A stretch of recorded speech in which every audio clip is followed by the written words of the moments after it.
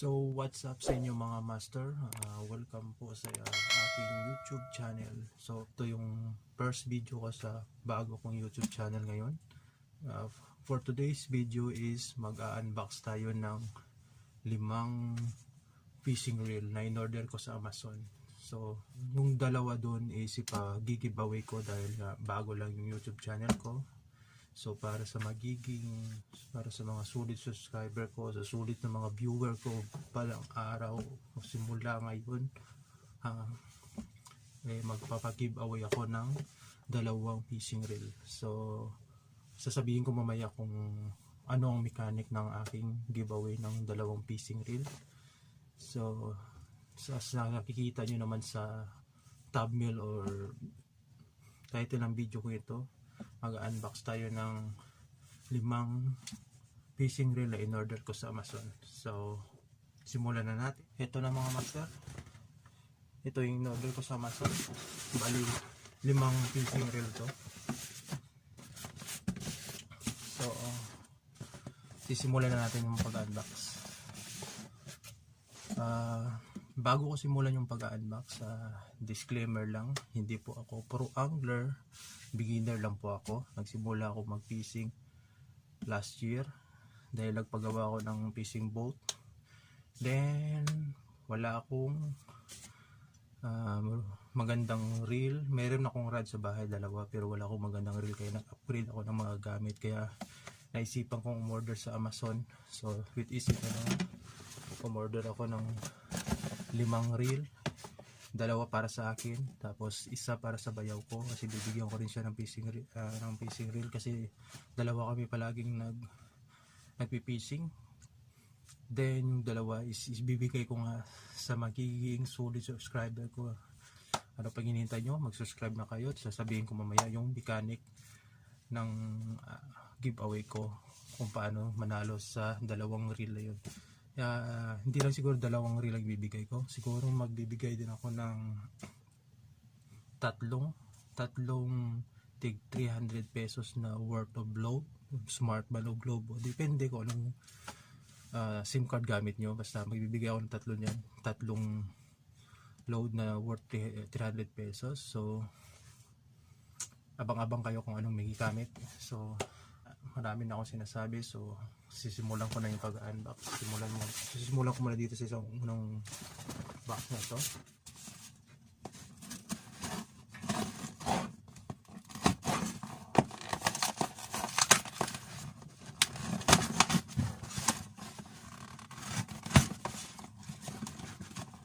Bago ko pala buksan to, disclaimer lang talaga, hindi po ako pro angler, so di ko alam yung mga parts ng fishing reel, wala akong idea. So kung may mga tanong man kayo, di ko talaga masasagot yan kasi hindi po ako pro angler. So yung gagawin ko lang dito sa unboxing ko na to is like a first impression lang, kung maganda ba or hindi yung item na na-order ko.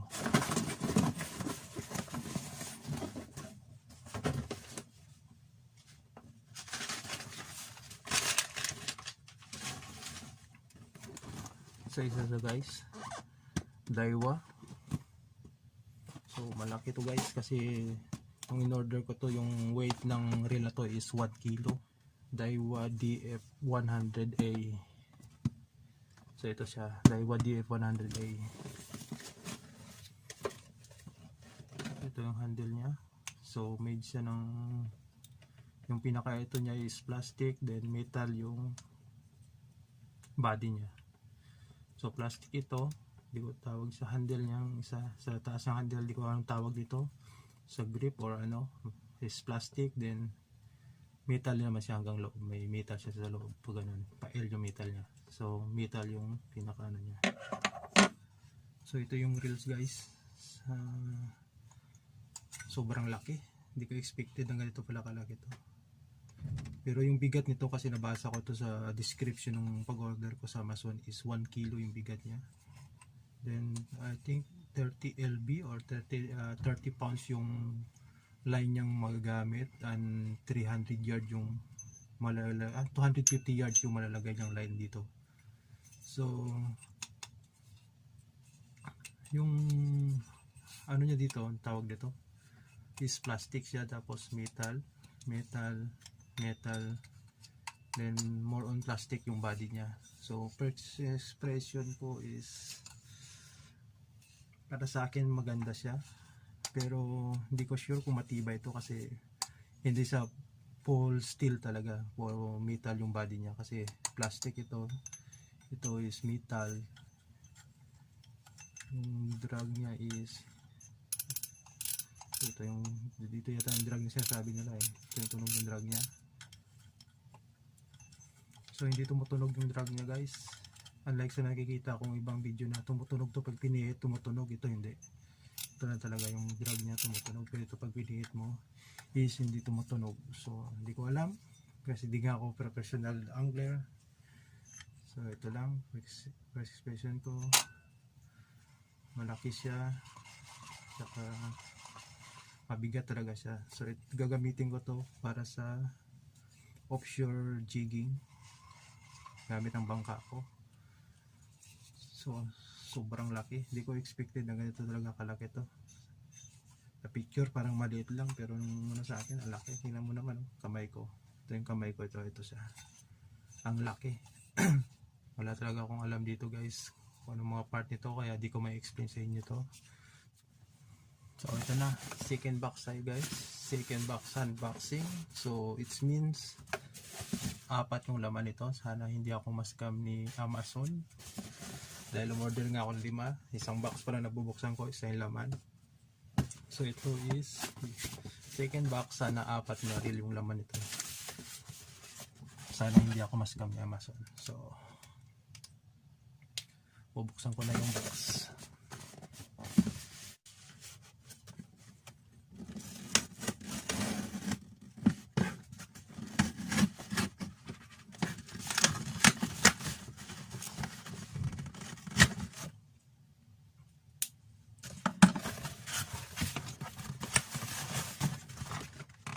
Nga, 4 nga yung laman, hindi ako ni-scam ni Amazon. So goods, walang scam sa Amazon.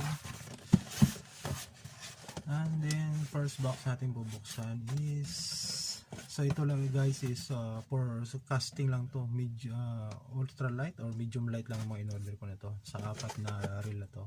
First kung bubuksan ito, Abu Garcia. So Abu Garcia Max Pro. Mono capacity niya is 12 LB, 180 yards pag mono ilalagay mo. And then pag gridline yung ilalagay mo is 14 LB, 210 yards. So mahaba-haba rin yung line na malalagay. Yung bigat niya is 281 grams or 9.9 ounce. Tension or max grab yata nito is 14 lb din, 6 kilograms. So pang ano lang talaga siya, medium light or ultra light na casting lang talaga to siguro. So buksan na natin. First impression, sana yung pambukas ko.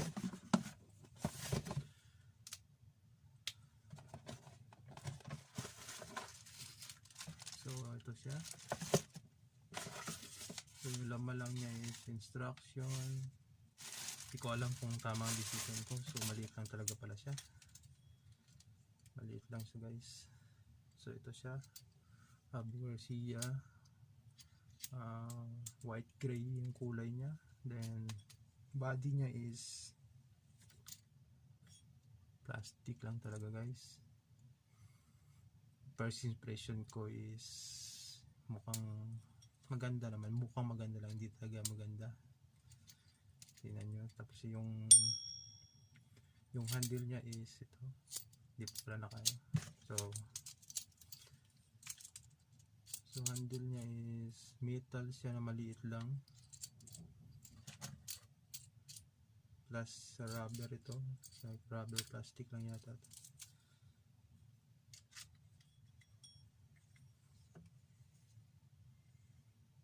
So pag nalagay parang naglalak na yung pinakaano niya. Kanina 'di ba parang loose yung dito niya, yung joint niya dito kanina parang loose. So pag proper lock pala is ito, pag loose siya kanina is gumagalaw to. So pag proper lock talaga siya, it is hindi na siya gumagalaw kasi naka-fix na siya. So it's good. Akala ko yung joint dyan kanina dito yung loss lang, pero hindi pala, mali pala yung ano ko, mali pala ako, ano pala siya, nakaka-fix talaga. So maliit lang siya. So itong kamay ko maliit lang talaga siya. So body niya is hard plastic lang siya. Yung grip niya is ito lang yan.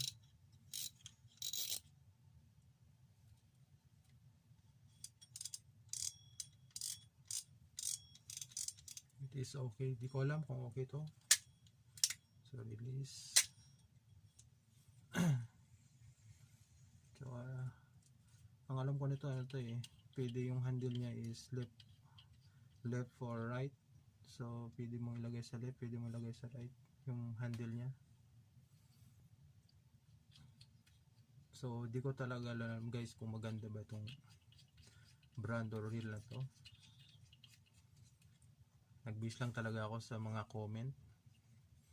So kaya itong binili ko is para sa akin to. Pang ultralight casting to. Para sa akin to guys.